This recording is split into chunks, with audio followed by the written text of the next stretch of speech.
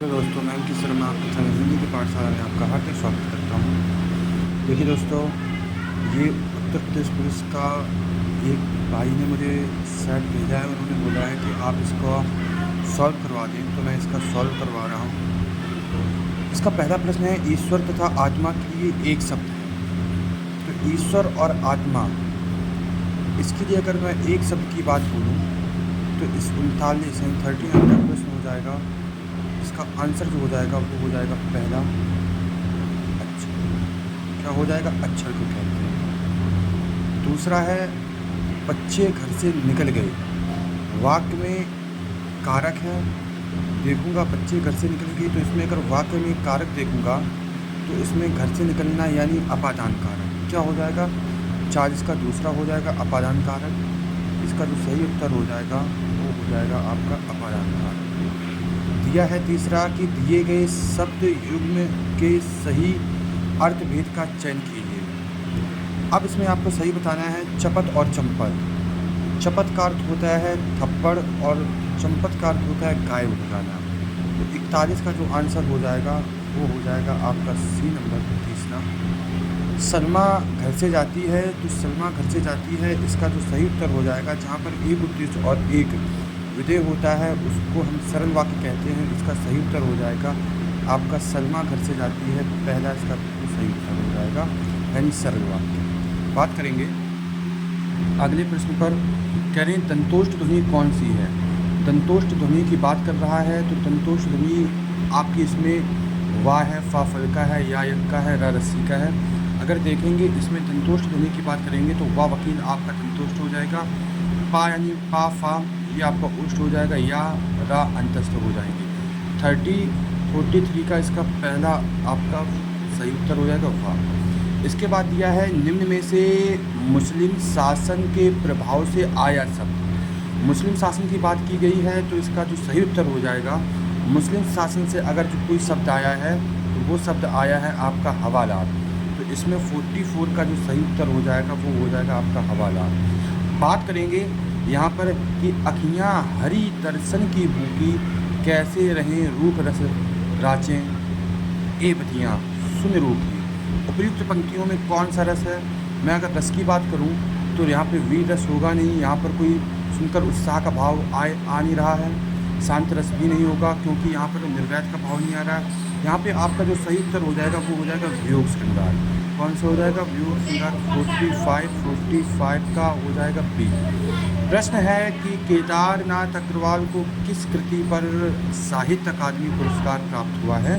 तो साहित्य अकादमी अगर पुरस्कार की मैं बात करूं केदारनाथ अग्रवाल का, तो उसका 46 का आपका ए हो जाएगा अपूर्वा, इस पर मिला हुआ है। प्रश्न है कि किस पत्रिका का संपादन भारतेंदु ने नहीं किया?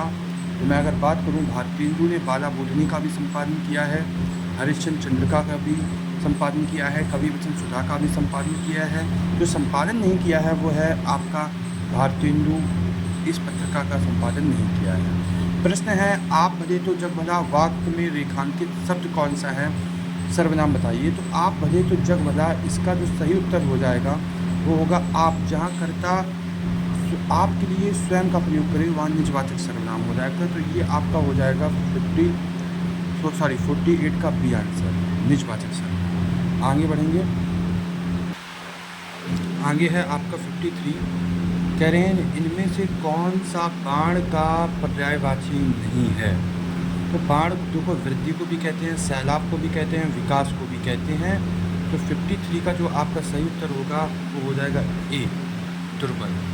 अगला प्रश्न है निम्नलिखित वाक्य में वाक्य के संरचना के आधार पर। अब देखो प्रश्न पूरा ही वाक्य की संरचना के आधार पर भेद बताइए। तो वाक्य की संरचना के आधार पर अगर आप देखोगे तो उसका जो सही उत्तर हो जाएगा कि वह टीवी देखकर सोता है। तो टीवी देखकर सोता है संरचना के आधार पर ये हो जाएगी आपकी संयुक्त क्रिया। कौन सी हो जाएगी? संयुक्त क्रिया। निम्न स्थान की पूर्ति करने के लिए सर्वाधिक उपयुक्त विकल्प का चयन करना है आपको। भाई की शादी पर दीपक उन्माद से भरकर नाचने लगा, हर्ष से भरकर नाचने लगा, प्रकाश से भरकर नाचने लगा, या उल्लास से भरकर नाचने लगा। इसका 55 का जो सही उत्तर हो जाएगा वो हो जाएगा कि भाई की शादी पर दीपक उल्लास से भरकर नाचने लगा। क्या हो जाएगा? उल्लास से भरकर नाचने लगा। अगला प्रश्न है, निम्न में से कौन सा शब्द स्त्रीलिंग है? वचन, प्रहार, कुंडली या सर्प? अगर आप देखो अच्छा वचन होगा, अच्छा प्रहार किया, अच्छा सर्प है, लेकिन कुंडली अच्छी है, तो 56 का इसका जो सही उत्तर हो जाएगा वो हो जाएगा सी, आपकी कुंडली। शाखा का बहुवचन देखेंगे, शाखा का बहुवचन हो जाएगा आपकी शाखाएं, ये आपका 57 का ए हो जाएगा। इसके बाद कनुप्रिया अगर देखेंगे रचनाकार हैं, कनुप्रिया के अगर रचनाकार नागार्जुन होंगे नहीं, रंगे राघव नहीं होंगे, भगवती चरण वर्मा भी नहीं होंगे, धर्मवीर भारती इसके जो हो जाएंगे वो रचनाकार हो जाएंगे। 58 का सी इसका सही उत्तर हो जाएगा। अनुस्वार किसका कार्य करता है? तो अनुस्वार कार्य करता है आपका पंचम वर्ग का कार्य करता है। विसर्ग काम नहीं करेगा, स्वर का काम नहीं करेगा, पंचम वर्ग का। जो चाहे करो बस हमें तंग न करो, वाक्य के बीच में रिक्त स्थान में कौन सा विराम चिन्ह आएगा? तो इसमें अगर देखोगे जो चाहे करो और बस हमें तंग न करो, इसका जो सही उत्तर हो जाएगा वो हो जाएगा आपका अर्धविराम। तरनी तरूजा तर तमाल तरवर भूछाई, झुके कूल सौ जल परसन हित मनहु सुहाई। इस कविता की दूसरी पंक्ति में कौन सा अलंकार होगा? 61 का हो जाएगा आपका ए, अनुप्रास अलंकार। क्या हो जाएगा? अनुप्रास अलंकार। जहाँ पर वर्णों की आवृत्ति बार बार होती है वहाँ पे अनुप्रास अलंकार होती है। ताता था की आवृत्ति हो रही है, अनुप्रास अलंकार। पंकज में कौन सा समास है? अगर पंकज में समास की बात करोगे, पंक मतलब कीचड़, जा मतलब जन्मा, यानी पंकज यानी कीचड़ में जो जन्मा, अर्थात बहुब्री तीसरा अर्थ प्रदान करता है, तो इसमें क्या हो जाएगा? बहुब्री समास कमल को बोलते हैं हम। संधि का तद्भव क्या होगा? संधि का तद्भव हो जाएगा आपका सेंध। ठीक है, क्या हो जाएगा? सेंध। बात करेंगे आगे 64। रौद्र एक स्थायी भाव है।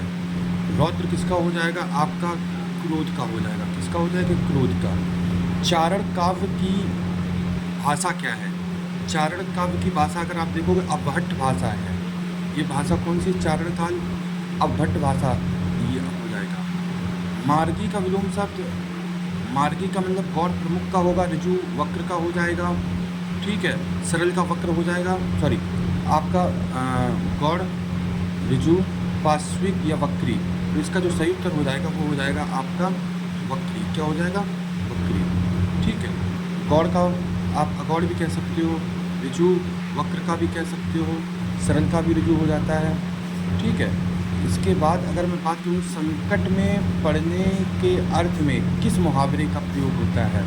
संकट में पड़ना यानी हाथ हथेली पर रखना, जान के लाले पड़ना। ठीक है, जान में जान आना, हाथ धो बैठना, जान से हाथ धो बैठना। तो इसका जो सही उत्तर हो जाएगा जान के लाले पड़ना यानी संकट में पड़ना। ठीक है, डी इसका सही उत्तर हो जाएगा। शिकारी शब्द में उचित प्रत्यय होगा। शिकारी में अगर आप प्रत्यय देखोगे तो शिकार प्लस ई, तो कौन सा होगा? 68 का डी इसका सही उत्तर हो जाएगा। निर्वासन में उपसर्ग की बात कर रहे हैं, निर्वासन में जो उपसर्ग होगा वो हो जाएगा आपका डी, निर इसका सही उत्तर हो जाएगा। निम्न में से कौन सा वाक्य है? शुद्ध वाक्य आपको बताना है। बैठा जाता है मेरा मन कभी कभी, मन कभी कभी मेरा बैठा जाता है। दूसरा सी, मेरा मन कभी कभी बैठ जाता है। कभी डी है, कभी कभी मेरा मन बैठ जाता है। तो इसका जो सही उत्तर होगा मेरा मन कभी कभी बैठ जाता है, ये आपका बिल्कुल सही उत्तर हो जाएगा। प्रश्न है कि प्राणों का अंत करने वाला, अगर आप देखोगे प्राणों का अंत करने वाला इसको बोलेंगे प्राणांत। प्राणांत क्या हो जाएगा? इसका सही जो हो जाएगा ए हो जाएगा। निम्नलिखित में से जातिवाचक संख्या का नहीं है शब्द, कौन सा शब्द जातिवाचक संज्ञा का नहीं है? गंगा ये व्यक्तिवाचक हो जाएगी, नदी जातिवाचक हो जाएगा, मनुष्य जातिवाचक हो जाएगा, गाय भी जातिवाचक हो जाएगी। ठीक है, तो 72 का ए, गंगा क्या हो जाएगी? व्यक्तिवाचक संज्ञा। बात करेंगे निम्नलिखित में सही वर्तनी का आपको चयन करना है, तो इसमें जो सही वर्तनी हो जाएगी वो हो जाएगी आपकी निरस्ता। कौन सी हो जाएगी? निरस्ता। बात करेंगे निम्न वाक्य में रेखांकित विशेषण का भेद है। रेखांकित तो क्या है? थोड़ा दूध हमारे लिए भी लेते आना। संख्यावाची कोई संख्या की बात नहीं की गई है। प्रमाणवाचक हाँ प्रमाण की बात की गई है, मात्रा की बात की गई है। निश्चित प्रमाणवाचक कोई निश्चित मात्रा की बात नहीं की, अनिश्चित परिमाणवाचक विशेषण। तो इसका सही उत्तर जो हो जाएगा वो हो जाएगा अनिश्चित परिमाणवाचक विशेषण। पुनीत कपड़े धो रहा है, इस वाक्य में कौन सा वाच्य है? 75 क्वेश्चन नंबर का आंसर कर्मवाच्य। जब क्रिया कर्म से क्रिया का परिवर्तन हो जाए तो कर्मवाच्य, जब कर्ता के अनुसार क्रिया का परिवर्तन हो जाए तो आपका कृतवाच्य हो जाएगा। पुनीत कपड़ा धो रहा है, पुनीत साड़ी धो रहा है, पुनीत स्वेटर धो रहा है, पुनीत पैंट धो रहा है, यानी कोई परिवर्तन नहीं आया। मैं कह दूं कि सीमा कपड़े धो रही है, सीमा साड़ी धो रही है, सीमा पैंट धो रही है, तो यहाँ पे परिवर्तन आ रहा है कर्ता के अनुसार। तो कर्ता के अनुसार क्रिया बदल रही है तो वाच्य कौन सा हो जाएगा? कृतवाच्य हो जाएगा। दोस्तों आपको ये वीडियो कैसा लगा बताना, और भी अगर आपको ऐसी वीडियो चाहिए तो प्लीज़ हमारे चैनल को लाइक और सब्सक्राइब करें। हिंदी की पाठशाला को बहुत बहुत धन्यवाद, और कोशिश करेंगे कि हमें अगर ऐसे सेट और मिल गए तो हम आप तक ऐसे सेट 37 क्वेश्चन के वो भी आप तक पहुंचाएंगे जो आपकी उत्तर प्रदेश परीक्षा के लिए बहुत उपयोगी होंगे। धन्यवाद। जय माता।